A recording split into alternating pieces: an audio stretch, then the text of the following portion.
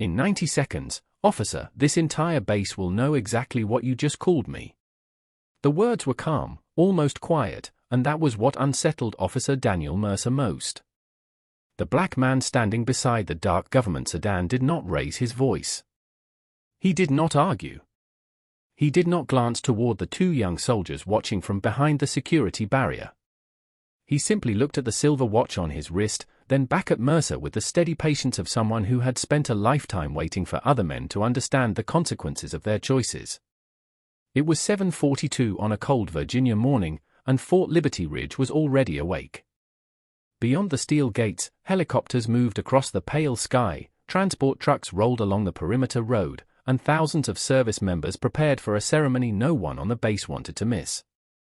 Near the parade field, an army band checked its instruments beneath rows of American flags. Officers reviewed schedules. An honor guard stood ready in polished shoes and dark blue uniforms. Somewhere inside the command building, senior leaders were asking why their guest of honor had not arrived. But at the quiet service entrance on the east side of the base, Mercer knew none of that. He saw only a middle-aged black man in a tailored gray suit, a black sedan with federal plates, and a leather case resting on the passenger seat. To Mercer, suspicion had already become certainty. "You expect me to believe this vehicle belongs to the Department of Defense?" he asked, holding the identification card Marcus Whitmore had handed him without truly reading it.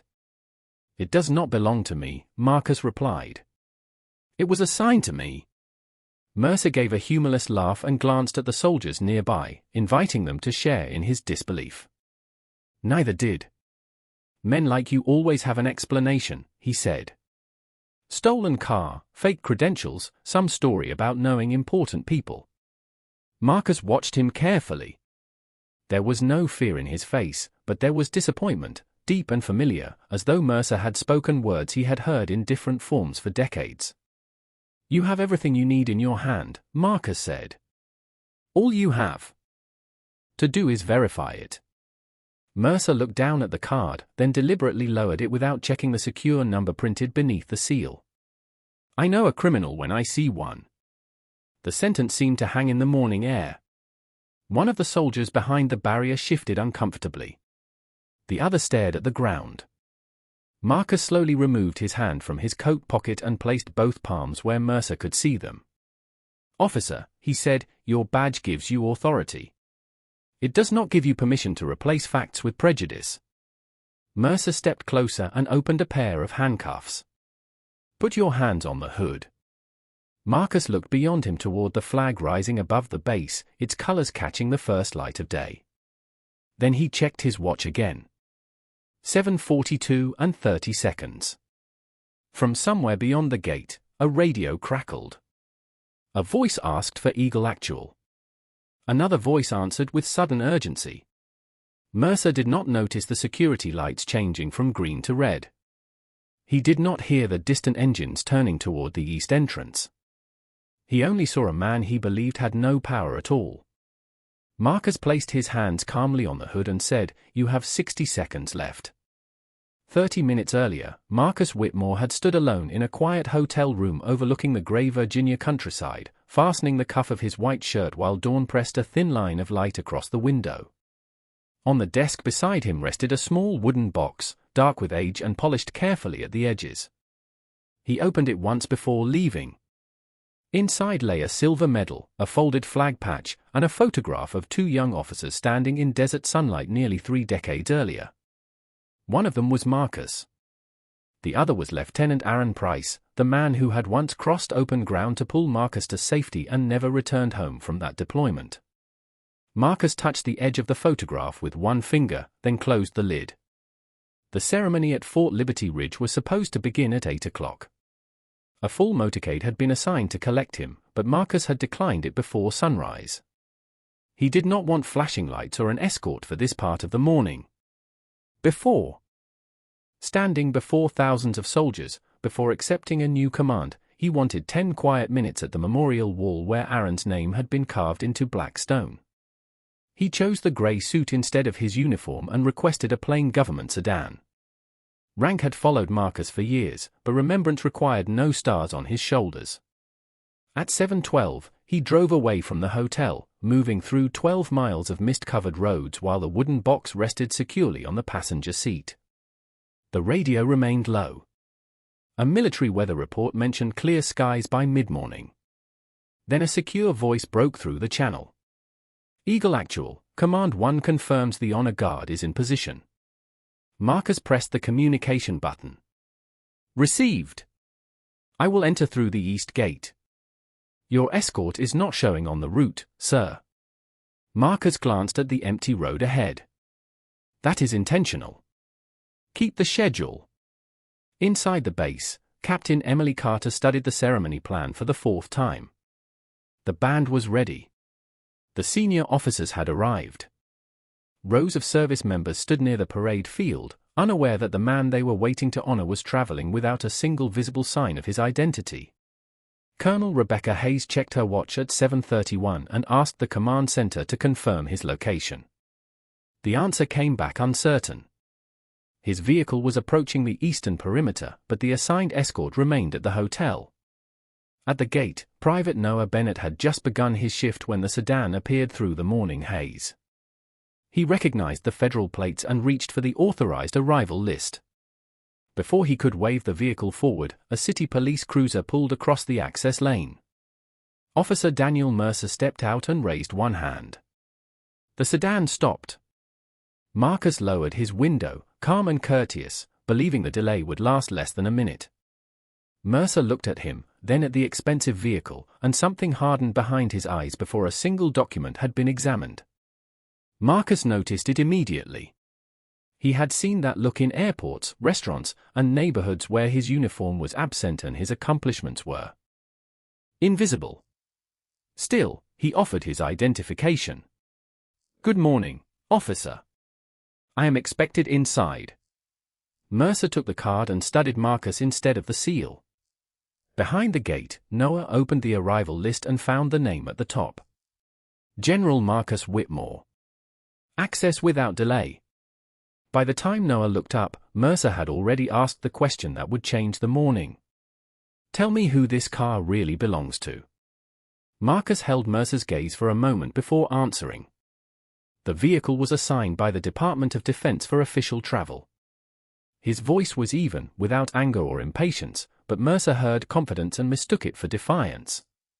He looked again at the federal plates, then at the tailored gray suit, the polished shoes, and the quiet dignity of the man behind the wheel. None of it fit the story he had already created in his mind. "Step out of the vehicle," Mercer said. Marcus glanced toward the checkpoint, where Private Noah Bennett stood with the authorized arrival list in his hand. Noah had found the name. He had read the access instruction twice. He knew exactly who was sitting in that sedan, yet his voice seemed trapped somewhere behind his fear of challenging a veteran police officer. Marcus opened the door slowly and stepped onto the pavement. The morning air carried the faint smell of diesel fuel and wet grass. Beyond the gate, the sound of a military band warming up drifted across the base, low and distant, like a warning no one had learned to understand. Mercer walked around the vehicle, studying it as though evidence might appear if he looked long enough. "You said you are expected inside," he said. "Who is expecting you?" "Colonel Rebecca Hayes," Marcus replied. "Captain Emily Carter." "Several senior officers." Mercer gave a short laugh. "That is a convenient list." Marcus did not respond. He had spent 36 years learning that silence could reveal more about a man than any argument. Inside the command building, Captain Emily Carter stood near a wall of screens while a communications officer tried to reach Eagle Actual for the 3rd time. The secure line rang without answer. Colonel Hayes entered, her expression controlled, but alert. "Last confirmed location," she asked. "East entrance, The vehicle has not crossed the gate." Hayes looked at the clock. 7:39, send Sergeant First Class Jamal Brooks. Quietly. "I want facts before we disrupt the ceremony." Jamal was already moving before the order was fully repeated. He knew the east entrance well. He also knew General Whitmore's reputation. Marcus had once remained behind during an evacuation to make certain every junior soldier was accounted for. Men and women across the army spoke his name with the kind of respect that could not be ordered. At the checkpoint, Mercer held Marcus's identification between 2 fingers. "This can be printed anywhere. Call the number on the card," Marcus said. "Or ask the soldier behind you to confirm the entry list." Noah finally stepped forward. "Officer Mercer, sir, I believe there is an authorization." Mercer turned so quickly that Noah stopped. "You believe," he said. "Or you know." Noah looked down at the paper, then back at Marcus. The command seal was clear. The instruction was clearer. Access without delay. Before he could speak, Mercer took the list from his hand and glanced at the first line. For a fraction of a second, his expression changed. Then pride closed the door that truth had opened. "Anyone can put a name on a list," he said. Marcus watched him fold the paper once and place it on the hood. "You have now ignored federal identification, military authorization, and a direct opportunity to verify both," Marcus said. "What exactly are you investigating, officer?" Mercer stepped closer. "A man who does not belong here." At that moment, Jamal reached the checkpoint. He saw Marcus standing beside the sedan, so the wooden box on the passenger seat, and immediately straightened. His hand began to rise in salute, but Marcus gave the smallest shake of his head. Jamal lowered it. The message was unmistakable. "Do not reveal me yet. Let him show us who he chooses to be." Jamal stopped several feet from the sedan, his posture formal even without the salute Marcus had quietly refused.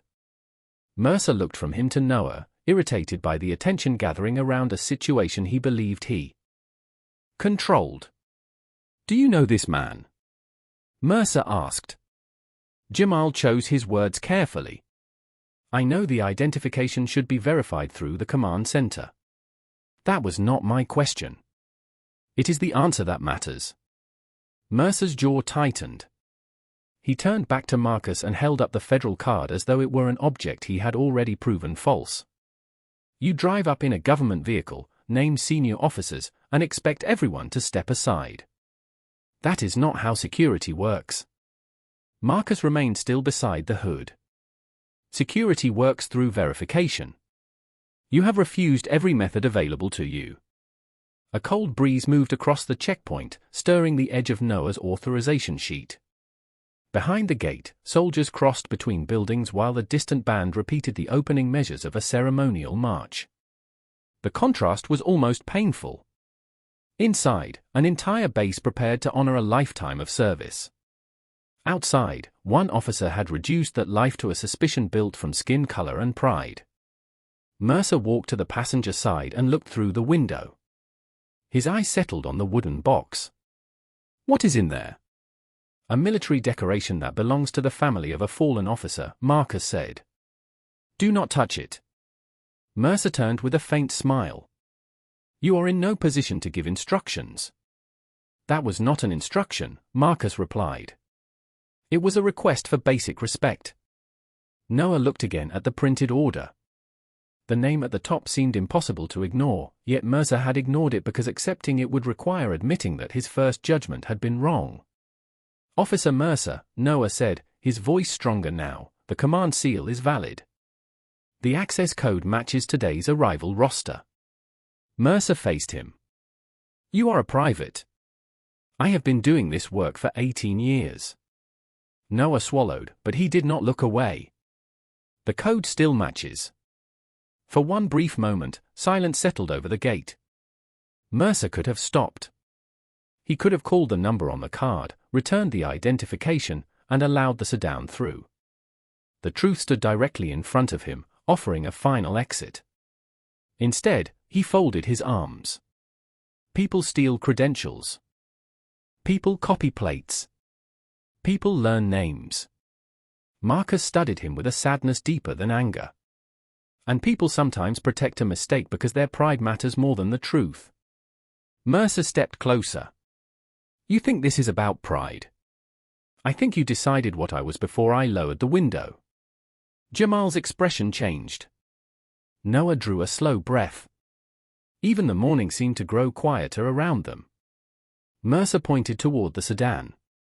A man like you does not simply arrive at a restricted military base in a car like this without questions. Marcus did not blink. A man like me. The words were soft, but they carried farther than a shout. Mercer realized too late that he had revealed more than he intended, yet he pressed forward. You know exactly what I mean. Yes, Marcus said. I do. At 7:41, Captain Emily Carter received confirmation that Eagle Actual's vehicle had been stopped outside the East Gate. Colonel Rebecca Hayes immediately ordered the secure camera feed onto the command center's main screen. The image appeared in sharp morning light. Marcus stood beside the sedan. Jamal was nearby. Mercer still held the general's identification. Hayes watched for 3 seconds, then reached for the radio. Lock the east entrance. Preserve every recording. Send the command vehicles now. At the checkpoint, Mercer heard the gate mechanisms engage behind him. He mistook the sound for support. Marcus knew better. He looked at his watch. 1 minute remained. The locked gate gave Mercer a confidence he had not earned. He glanced over his shoulder at the steel barrier, then back at Marcus as though the entire installation had just confirmed his judgment. Looks like nobody is going anywhere, he said. Marcus studied the red security lights above the entrance and heard the faint change in radio traffic beyond the fence. He knew the command center had seen enough. Still, he did not identify himself. Not yet. Mercer held out one hand. Give me your phone. You already have my identification, Marcus replied. Use it. I am investigating possible impersonation of a federal official. Then follow the procedure for verifying a federal official. Mercer ignored him and looked toward Jamal. Sergeant, order him to surrender the phone. Jamal remained composed. A city police officer does not give operational orders inside a military checkpoint. The words were respectful, but the boundary was unmistakable. Mercer's face tightened. I am trying to protect this base. Then verify the documents, Jamal said. Marcus watched the exchange in silence. He had commanded soldiers under pressure, advised presidents behind closed doors, and made decisions that affected thousands of lives, yet this moment had become a different kind of test. It was not a test of rank. It was a test of what authority became when no one believed accountability was watching. Noah stood near the gatehouse with the arrival roster still open in his hands. He could hear his own heartbeat beneath the low hum of the security equipment. He had been in the army for less than a year. Mercer had worn a badge for 18. Every instinct told Noah to remain quiet, but every line of training told him that duty required the truth. Officer Mercer, Noah said, the vehicle identification number is registered to the Department of Defense. I confirmed it through the checkpoint system. Mercer turned slowly. Stay out of this. Noah tightened his grip on the roster. I cannot do that, sir. Marcus looked at the young soldier, and something almost like pride softened his expression. Noah had no idea that the man before him could influence his entire career. He spoke because it was right, not because it was useful. That was the answer Marcus had been waiting to see. Mercer reached through the open driver's door and picked up Marcus's secure phone from the center console. The screen lit immediately. Command 1 calling. Beneath it appeared a government security notice and a line identifying the device as protected federal property. Mercer stared at the display. For the first time that morning, certainty left his face. Answer it, Marcus said. Mercer hesitated, then rejected the simplest path again. This proves nothing. Anyone can create a label. The call ended. Another began at once. Colonel Rebecca Hayes. Jamal took one step forward. You need to return that device. Mercer looked at the wooden box on the passenger seat. And what is this supposed to be? Another prop. Marcus's voice changed, not louder, but heavier. Leave the box where it is. Mercer opened the passenger door and lifted it carefully, examining the small brass plate on the lid. The engraved name read Lieutenant Aaron Price. For valor and sacrifice. Noah lowered his eyes. Jamal's expression became still. Put it back, Marcus said. Mercer opened the lid. The silver medal caught the morning light. A folded flag patch rested beside an old photograph, and for one brief second, even Mercer seemed to understand that he had crossed into something sacred. Then the radio at Jamal's shoulder came alive. All East Sector personnel, stand by. Command convoy approaching. The sound of engines rose beyond the gate, first distant, then unmistakable. Marcus looked at his watch. 7:42 and 50 seconds. You were given every opportunity to learn the truth, he said. What happens next is not because of who I am. It is because of who you chose to become when you thought I was nobody. The approaching engines grew louder, but Mercer still refused to accept what every warning around him had already made clear. He closed the wooden box and placed it on the hood of the sedan, not with care, but with the distracted impatience of a man trying to hold together a story that was collapsing in front of him. You are coming with me, he said. Marcus looked at the medal case, then at the open handcuffs in Mercer's hand. On what charge? Failure to cooperate. Possible possession of stolen federal property. Possible impersonation. Noah stared at him in disbelief. Officer, the vehicle has been verified. I told you to stay out of this.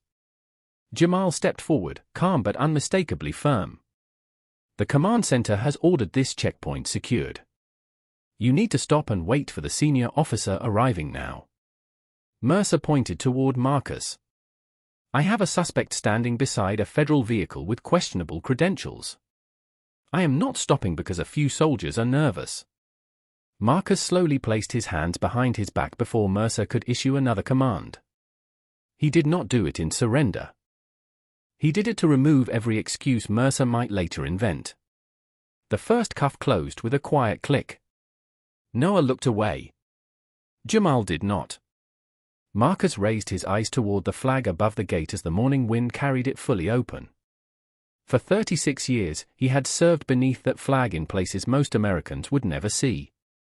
He had written letters to grieving families, stood beside wounded soldiers, and returned home believing that discipline meant choosing principle when anger would have been easier. Now he stood outside his own base with one wrist restrained because a man with a badge had decided that suspicion required no evidence. I have spent most of my life defending your right to wear that badge, Marcus said. Do not use it to erase mine. Mercer gave a thin smile. Save the speech for the station. He reached for Marcus's other wrist, but Jamal's radio interrupted him. East entrance, maintain position. Command party arriving in 10 seconds. A line of dark military vehicles appeared beyond the inner road. Their headlights moved through the morning mist in perfect formation. Behind them came 2 military police vehicles, then a staff car bearing the command flag.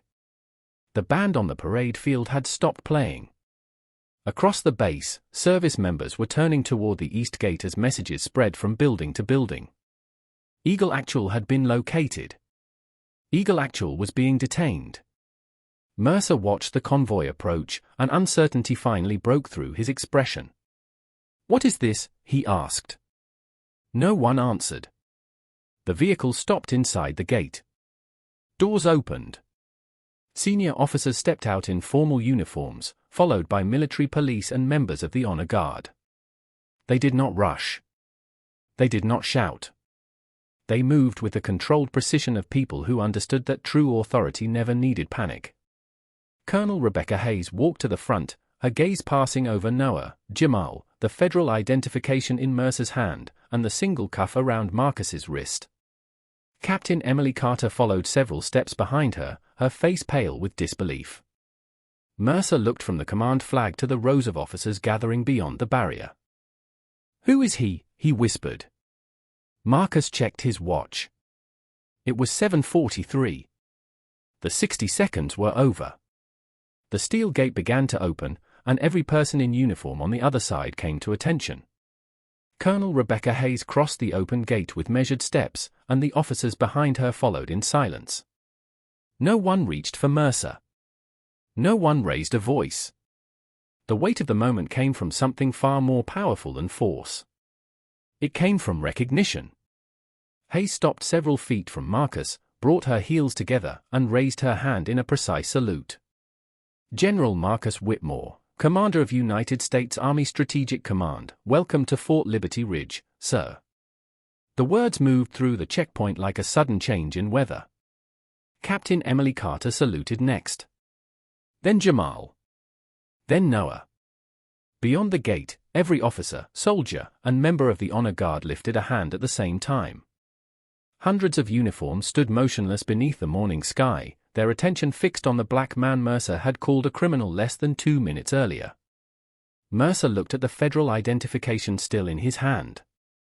For the first time, he actually read it. The seal. The clearance code. The 4 stars printed beneath the name. His face lost its color. "General," he said, but the word barely formed. Marcus did not return the salute immediately. One wrist was still secured behind him, and the sight of it seemed to offend the entire meaning of the ceremony waiting inside. Hayes lowered her hand and turned to Mercer. "Remove the restraint." Mercer fumbled with the key, his confidence replaced by hurried confusion. Marcus remained still until the cuff opened. He brought his hand forward slowly, then rubbed his wrist once, not from pain, but as though confirming the moment was real. Only then did he face the assembled service members and return their salute. The movement was calm. Exact. Earned across 36 years. When he lowered his hand, the base seemed to breathe again. Mercer stepped back. "Sir, I was responding to a security concern. I did not know who you were." Marcus looked at him without triumph. "That is the problem." Mercer opened his mouth, but Marcus continued. "You had my identification. You had the vehicle record. You had a valid access order, 2 soldiers telling you to verify it, and a secure call from this command. You did not lack information. You rejected it." Hayes took the wooden box from the hood and handed it to Marcus with both hands. He checked the lid, then opened it long enough to make certain the medal and photograph were secure. His expression softened when he saw Aaron Price's face beneath the morning light. Mercer glanced toward the rows of soldiers now gathered around the entrance. "Why is everyone here?" he asked. Emily answered before Marcus could. They were waiting for the general to assume command of a national military ethics initiative. Today's ceremony is about accountability, leadership, and public trust. The irony settled over Mercer with crushing clarity. The man he had dismissed was not merely the guest of honor.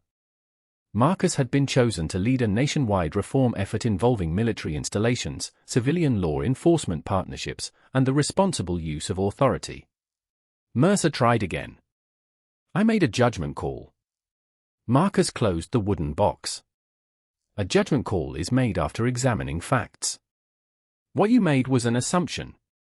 He looked toward Noah and Jamal, then back at Mercer. And when the facts challenged that assumption, you protected your pride instead of the truth. Colonel Hayes signaled to the military police commander. "Preserve the body camera footage, checkpoint recordings, radio traffic, and all identification records. Officer Mercer will remain here until civilian supervisors arrive." Marcus raised one hand. "No humiliation. No threats. Follow procedure." Mercer stared at him, stunned by the restraint he had never offered in return. Marcus stepped through the gate carrying Aaron's medal. The soldiers parted, forming a silent path toward the memorial field. Before walking on, he turned once and said, "My rank revealed your mistake. It did not create it." Marcus walked toward the memorial field while the formation behind him remained still, but the silence at the east gate was no longer the silence of uncertainty. It was the silence that follows a truth too large to ignore. Colonel Rebecca Hayes stayed behind with Captain Emily Carter, Sergeant First Class Jamal Brooks, and Private Noah Bennett as civilian supervisors arrived to take control of the investigation. Every action was documented. The federal identification card was photographed. The access roster was secured. The government vehicle record was confirmed. The checkpoint cameras were copied, and Mercer's body camera was placed into evidence without interruption. There would be no missing footage, no forgotten radio call, and no report rewritten after the facts became inconvenient. Mercer stood beside his cruiser, no longer surrounded by people he could dismiss. He kept repeating the same defense. He had seen something suspicious. He had acted to protect the base. He had not known Marcus was a general. Hayes listened without raising her voice. "You were not required to know his rank," she said. "You were required to verify his identity." Mercer looked toward the memorial field, where Marcus had stopped beneath a wall of polished black stone. "I made one mistake," he said. Jamal answered quietly. "No. You were given many chances to correct the first one." Inside the command center, investigators began reviewing the timeline. At 7:34, Noah had confirmed the vehicle identification number. At 7:36, Marcus had provided valid federal credentials. At 7:38, Jamal had instructed Mercer to contact the command center. At 7:40, 2 secure calls had appeared on Marcus's phone. At every point, the evidence had moved in one direction, and Mercer had moved in the other. The more clearly the truth appeared, the harder he worked to reject it. By 9 o'clock, the inquiry had expanded beyond the gate. Civilian oversight officials requested Mercer's recent stop records. What began as one morning encounter became a pattern drawn across years of reports. Drivers described being questioned after their ownership records had been confirmed. Families described being held while documents sat unread in an officer's hand. Several complaints had been labeled misunderstandings and closed without review. Most of those citizens had possessed no stars, no command staff, and no entire base prepared to recognize them. Marcus received the preliminary findings shortly before the ceremony. He read every page in silence. Emily expected anger, but what she saw was something heavier. "How many?" he asked. "At least 11 complaints require immediate review," she said. "Possibly more."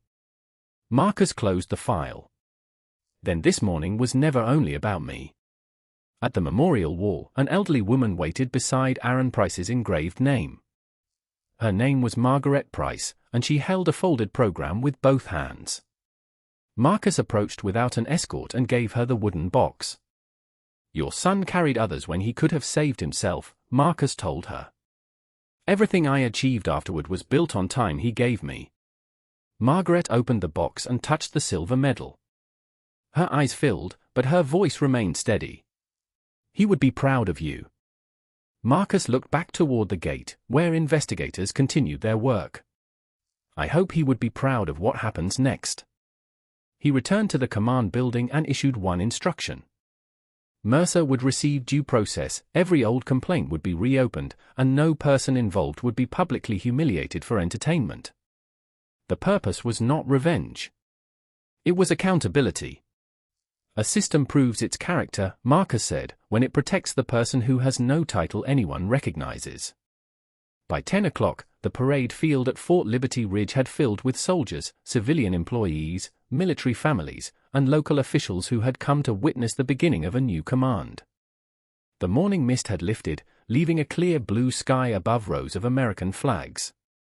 General Marcus Whitmore stood behind the podium in his formal uniform, for silver stars resting on each shoulder, but the wooden box from the memorial remained beside him. He looked across the formation and saw faces from every background, every state, and every level of service. Somewhere beyond the field, investigators were still reviewing the events at the East Gate. Officer Daniel Mercer had been placed on administrative leave while an independent inquiry examined the encounter and the complaints that had come before it. Marcus did not mention Mercer's name. He did not need to. Everyone on the base understood why the ceremony had begun late. Colonel Rebecca Hayes introduced him by listing his years of service, his commands overseas, and the responsibility he was about to assume as leader of the National Military Ethics and Public Trust Initiative. The applause rose across the field, but Marcus waited until it faded completely. This morning, he began, I was reminded of something every person entrusted with authority must understand. Power does not reveal character when everyone important is watching. Power reveals character when we believe the person standing before us has no influence, no title, and no one coming to defend them. The field became silent. Marcus looked toward Private Noah Bennett and Sergeant First Class Jamal Brooks standing near the front. 2 soldiers were tested today. Neither knew whether speaking up would help their careers. They spoke because the facts mattered more than comfort. That is duty. Noah lowered his eyes, overwhelmed, while Jamal remained at attention. Marcus then rested one hand on Aaron Price's wooden box. The purpose of this initiative is not to teach people how to recognize generals. It is to teach institutions to recognize human dignity before rank, wealth, or reputation enters the room. In the weeks that followed, every complaint connected to Mercer was reopened. Some were dismissed after full review, but several revealed a pattern of stops extended without justification and documents ignored after they contradicted his assumptions. Mercer received a formal hearing, legal representation, and the same procedural fairness he had failed to offer others. When the inquiry ended, he was removed from patrol duty and later dismissed for repeated misconduct and dishonesty in official reports. The department also adopted new verification standards, independent body camera audits, and joint training with Fort Liberty Ridge. Marcus personally insisted that the reforms include stories from ordinary citizens, not only the account of a 4-star general. Months later, Noah saw Marcus again near the memorial wall. This time, Marcus wore no uniform. Noah asked whether he had known the entire base would come to the gate that morning. Marcus smiled faintly. I knew the truth was coming, he said. I did not know who would stand with it before it arrived. They looked at Aaron Price's name carved into the stone as the late afternoon sun stretched across the grounds. The officer at the gate had believed the base surrounded him because he had insulted a powerful man. But power was never the lesson. The lesson was that dignity does not begin when a title is revealed, justice does not become necessary only when the victim is important, and a badge carries no honor unless the person wearing it is willing to see the truth. Marcus had entered the gate as a general, but the country remembered him for the question he left behind: how should authority treat a person when it believes that person is nobody?